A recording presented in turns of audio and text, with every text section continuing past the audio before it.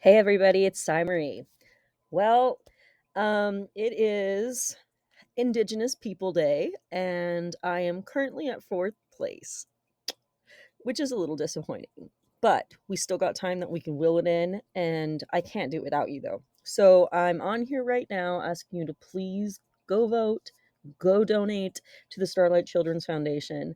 As many of you know, and maybe some of you do not, I am the mother of two terminally ill children, so I know exactly what it's like to be the person in the shoes of a caregiver and being a parent watching your child go through those kinds of things. So it's really something that I understand, but I'm also an avid lover of Halloween and I'm quite creative, which is the reason why I'm here. It would be so great if you could support me, a disabled creative who is 90% deaf, believe it or not, and makes all of her money from writing she does and the products she creates online. You would be really doing me a tremendous favor here by helping boost me to the top to make me one of the national finalists. And I know there's a lot of people in the competition who are obviously deserving. We all are. However, if I win the $13,000, it doesn't just go for me. I have aspirations to be like Dolly Parton. But again, these are things I can't do without y'all's support. So please get on there. And if you have the money and the heart, donate to Starlight Children's Foundation. I mean, they're doing things to bring children joy and happiness when they're facing some of the worst challenges that no child should have to face. And being the parent watching that is one of the most challenging things because you don't know what to say. But when these people come in with some joy to deliver on, it really makes their day. And we have the power to bring that to people. So I feel like I'm a strong advocate to speak about this because I've been in those shoes, which I feel makes me a strong candidate to become the face of Halloween. If I win the $13,000, I want to use it to fund other projects and do more things so that I can expand and continue to try to build my brand so that I can continue to do philanthropy for things like this. In addition to that, Jamie Lee Curtis, Matthew Lillard, and Kane Hodder, need I say more, horror friends.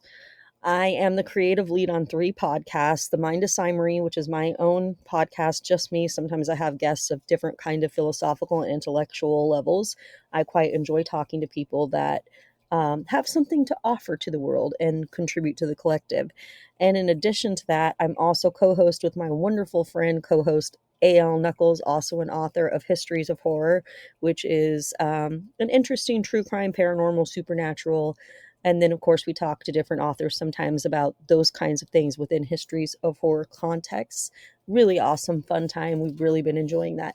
And last but not least, I am one of the co founders of Authors of the Resistance with Beverly L. Anderson and Kendra Sauter, who are also my co-hosts on Around the Table with the AOTR, where we talk about important intersectional topics and freedom of expression, constitutional conservation, and basically all of those things that go into being humanitarian activists trying to stand up against authoritarianism and tyranny. So these are all things that are very important to me, and I'm trying to really push a path forward so that I can bring light and joy to people in the darkest of places.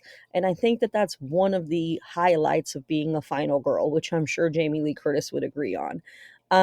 It's taking all of those unexpected burdens and crosses and pushing through and still having the diligence and the awareness and presence of mind to say, I'm not going to let this defeat me. The darkest evil isn't going to get me down. I will take it down with me and we'll burn together, baby, because I'm here to be your final girl. So get on them votes. I can't do it without you.